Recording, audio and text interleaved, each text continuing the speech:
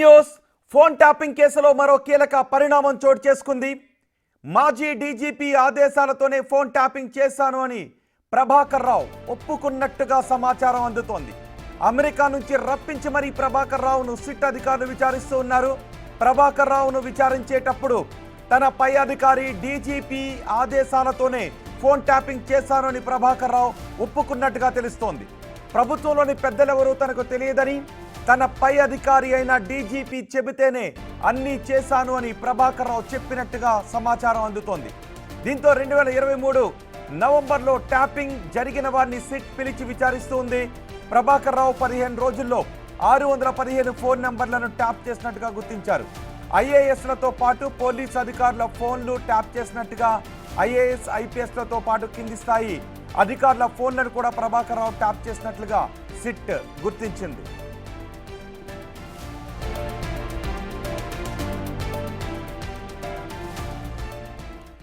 మరింత సమాచారం మా ప్రతినిధి సాగర్ అందిస్తారు. సాగర్, ప్రభాకర్ రావు చెబుతున్న వివరాలను బట్టి కేసులో ఇంకా ఎటువంటి మలుపులు తిరిగే అవకాశం ఉంటుంది? ఇప్పుడు అంజన్ కుమార్ అనుకోవాలా, మహేందర్ రెడ్డి అనుకోవాలా, డీజీపీ స్థాయి అధికారులే నాకు ఆదేశాలు జారీ చేశారంటున్నారు. కాబట్టి ఇప్పుడు సిట్ ఏం చేయబోతోంది?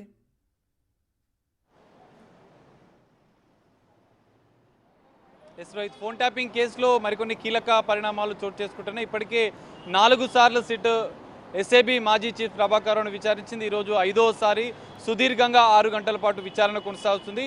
కీలకంగా ఉన్నతాధికారుల ఆదేశాల మేరకే ఫోన్ ట్యాపింగ్ వ్యవహారం జరిగిందని మొదటి నుంచి చెప్తున్న ప్రభాకర్ రావు, మాజీ డీజీపీ గత ప్రభుత్వ ఎన్నికల సమయంలో పనిచేసిన డీజీపీ ఆదేశాల మేరకే ఈ ఫోన్ ట్యాపింగ్ వ్యవహారం జరిగినట్లుగా కూడా ఆయన చెప్తున్నట్లుగా కొంత విశ్వసనీయ సమాచారం అందుతుంది.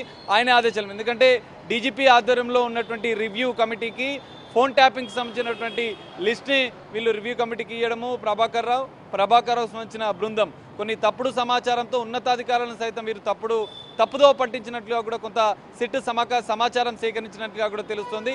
అయితే రివ్యూ కమిటీకి మావోయిస్టుల సానుభూతుల పరుల పేరుతో ఎన్నికల్లో పోటీ చేసే అభ్యర్థులే కావచ్చు, కీలక రాజకీయ నేతలకు సంబంధించినటువంటి ఫోన్లను తప్పుడు పేర్లు పెట్టి కొంత డైవర్షన్ చేసే విధంగా కూడా రివ్యూ కమిటీని తప్పుదో పట్టించే విధంగా కూడా ప్రభాకర్ రావు బృందం వ్యవహరించినట్లుగా కూడా కొంత సిట్ సమాచారం సేకరించింది. అందులో భాగంగానే ఒక కీలక ముందడుగు సాక్షులను ముందుంచి కూడా ప్రభాకర్ రావును విచారించే అవకాశం కూడా కనిపిస్తుంది. అందులో భాగంగానే 5వ రోజు సుదీర్ఘంగా సిట్ అధికారులు విచారిస్తున్నారు. అయితే విచారణలో కూడా కొంతమంది ఐపీఎస్ ఐఏఎస్ అధికారుల ఫోన్లో కూడా ట్యాప్ చేసినట్లుగా కూడా గుర్తించింది. ఇప్పటికే మనం చూసాం ఈ కేసులో మాజీ ఐఏఎస్ అధికారులకు సంబంధించి కావచ్చు, మాజీ సిఎస్ కావచ్చు, మరికొంతమంది సీనియర్ ఐపీఎస్ అధికారులు గతంలో పనిచేసినటువంటి డీజీ స్థాయి అధికారులకు సంబంధించినటువంటి స్టేట్మెంట్ కూడా ఇప్పటికే సిట్ సేకరించినట్లుగా కూడా తెలుస్తుంది.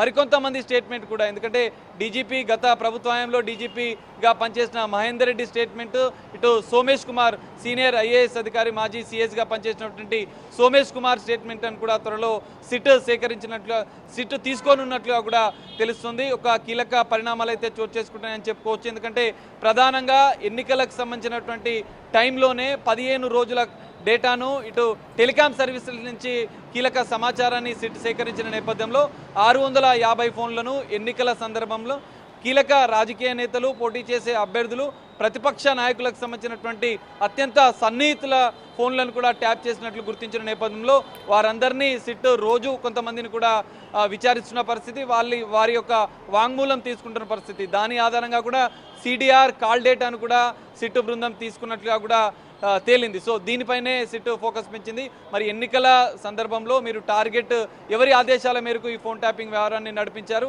డీజీపీ రివ్యూ కమిటీని మీరు తప్పుదోవ పట్టించే ప్రయత్నం చేశారా అని కూడా సిట్ ప్రభాకర్ రావును విచారిస్తున్నట్లుగా కూడా తెలుస్తుంది. మరి ఈ రోజు విచారణ అనంతరం కూడా మరికొన్ని కీలక అంశాలు బయటకు వచ్చే అవకాశం అంటే డీజీపీ ఆదేశాలతోనే నేను ఫోన్ ట్యాపింగ్ చేశాను అని ప్రభాకర్ రావు నేపథ్యంలో డీజీపీ ఆదేశాలతోనే నేను ఫోన్ ట్యాపింగ్ చేశానని ప్రభాకర్ రావు అంగీకరించినట్టుగా తెలుస్తుంది కదా.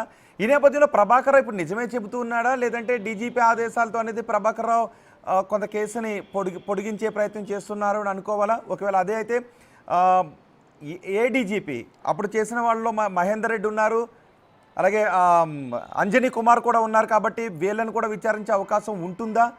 సో ఈ కేసులో ఇంకా ఎటువంటి మలుపులు తిరిగే అవకాశం ఉంటుంది. ఇప్పుడు ప్రభాకర్ రావును విచారించిన తర్వాత నేరుగా కొంతమంది రాజకీయ నాయకుల పేర్లే, బీఆర్ఎస్ అగ్రనేతల పేర్లే బయటకు వచ్చే అవకాశం ఉంటుందని అందరూ అనుకున్నారు. కానీ నాకు రాజకీయ నాయకులతో సంబంధం లేదు, డీజీపీ అని అంటూ ఉన్నారు. కాబట్టి ఏం జరిగే అవకాశం ఉంటుంది? రోహిత్, ఖచ్చితంగా బీఆర్ఎస్ సంబంధించినటువంటి ప్రభుత్వ హయాంలో ఈ ఫోన్ ట్యాపింగ్ వ్యవహారం జరిగిన నేపథ్యంలో బీఆర్ఎస్ కీలక నేతలు ఇందులో ఉన్నట్లుగా సంచలన ఆరోపణలు కొంతమంది ఇప్పటికీ విచారణకు స్టేట్మెంట్ వాంగ్మూలం ఇచ్చిన నేపథ్యంలో కూడా కొంతమంది ఆరోపణలు చేస్తున్న నేపథ్యంలో ప్రభాకర్ రావు ప్రభుత్వ పెద్దల ప్రమేయం లేదని కొంత తప్పించుకునే ప్రయత్నం చేస్తున్నట్లుగా కూడా మనం భావించవచ్చు. విచారణలో కూడా ఉన్నతాధికారుల ఆదేశాల మేరకు, ఎందుకంటే బీఆర్ఎస్ ప్రభుత్వ హయాంలో ఎన్నికల సమయంలో పనిచేసినటువంటి డీజీపీగా పనిచేసినటువంటి మహేందర్ రెడ్డి ఆదేశాల మేరకు ఇదంతా చేసినట్లుగా కూడా కొంత ఆయనే అంగీకరించినట్లుగా కూడా విశ్వసనీయ సమాచారం అందుతుంది. మరి బీఆర్ఎస్ పెద్దల ప్రమేయం ఎంతవరకు ఉందో అన్న కోణంలో కూడా సిట్ దర్యాప్తు చేస్తున్న పరిస్థితి కనిపిస్తుంది. గతంలో ఎందుకంటే ప్రధానంగా ఎన్నికల సందర్భంలోనే ఈ వ్యవహారం పెద్ద ఎత్తున జరిగింది. వందలాది ఫోన్లు ట్యాప్ చేశారు. దానికి సంబంధించిన కీలక ఆధారాలు, ఎందుకంటే ఇక్కడ DGP Mahender Reddy review committee ఏదైతే ఫోన్ ట్యాపింగ్కి సంబంధించినటువంటి మావోయిస్టులకి ఉగ్రవాద సంస్థలకు సంబంధించినటువంటి విషయంలో నిఘా పెట్టాల్సి ఉన్న నెంబర్లను ట్యాపింగ్ చేయడానికి రివ్యూ కమిటీ అనుమతి ఎస్ఐబి బృందం అనేది కోరుతుంది. అయితే ఈ నేపథ్యంలోనే డీజీపీకి రివ్యూ కమిటీ జనరల్గా వాళ్ళు ఇచ్చిన లిస్టు ప్రకారమే ఇస్తారు. మరి ఈ నేపథ్యంలో మాజీ డీజీపీగా పనిచేసినటువంటి ఐపీఎస్ అధికారిగా ఉన్నటువంటి మహేందర్ రెడ్డి స్టేట్మెంట్ కూడా సిట్ సేకరించే అవకాశం ఉంది. దాని అనంతరం కూడా మరికొంతమంది ఐపీఎస్ ఐఏఎస్ అధికారుల స్టేట్మెంట్ తీసుకున్న అనంతరం కూడా మరోసారి ప్రభాకర్ రావుని విచారించే అవకాశం కూడా కనిపిస్తుంది. రోహిత్, రైట్ సాగర్, ఎస్ఐబి మాజీ అధికారి ప్రభాకర్ రావును సిట్ అధికారులు విచారిస్తున్నారు ఫోన్ ట్యాపింగ్ కేసులో. ఇప్పుడు ప్రభాకర్ రావు చెప్తున్నాడు, డీజీపీ ఆదేశాలతో నేను ఫోన్ ట్యాపింగ్కి పాల్పడ్డాను అని ప్రభాకర్ రావు అంగీకరించినట్టుగా తెలుస్తోంది. దీంతో ఈ కేసులో ఇంకా ఎటువంటి కీలక మలుపులు తిరుగుతాయనే చర్చ